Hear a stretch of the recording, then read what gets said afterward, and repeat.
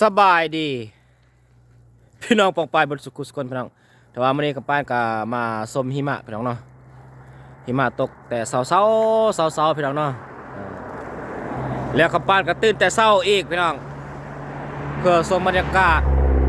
หิมะตกเนาะบอกเลยว่าสดใสแล้วก็สดชื่นพี่น้องเนาะโอ้ยโถป้าตกโคตรลายเลยพี่น้อง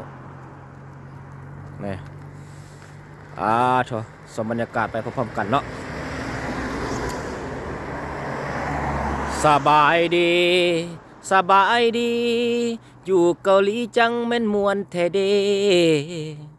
นี่หาเงินหาคำจังถือว่าโอเคคือว่าหนาวเธอเด้เกาหลีใต้พี่น้องเอ้ยบรรยากาศก็ถือว่าบอกเลยพี่น้องก็คันว่าสมบรรยากาศที่มาตกนี่ก็ถือว่าบอกเลยว่าพี่น้องอากาศดีเนาะนี่สดชื่นสดใสพี่น้องนี่บอกเลยว่าม่วนพี่น้องเอ้ยม่วนตามอกตามใจ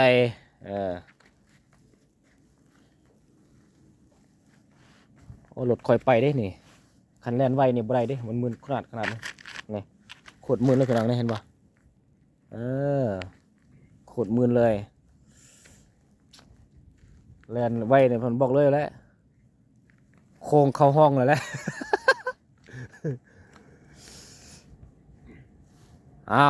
สมบรรยากาศไปพร้อมๆกันเนาะนี่คอยไปคอยมาเนาะนี่พี่น้องเอ้ยว้าพี่น้องเบิ่งอันน่ะอยู่ห้าพี่น้องจนข้าวปดเลยนี่ตกลายขนาดพี่น้องพอแล้วเบิ่งอันน่ะ12 โมงพอแล้วมันจะเช้าพี่น้อง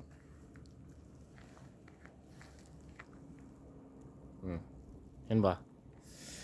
บอกเลยพี่น้องเกาหลีใต้นี่คันว่าหิมะตกนี่คนมาชมลายพี่น้องเพราะว่ามันม่วนแล้วก็บรรยากาศมันก็ได้เนาะม่วนแห้งพี่น้องสำหรับบรรยากาศรถนี่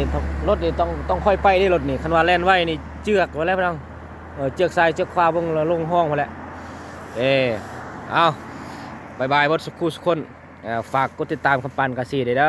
คำปันกาซีเฮ็ดคลิปเกี่ยวกับธรรมศาสตร์ชีวิตการเป็นอยู่ของเกาหลีใต้เนาะใครที่มักติดตามคำปันก็ติดตามเรื่อยๆไปเนาะ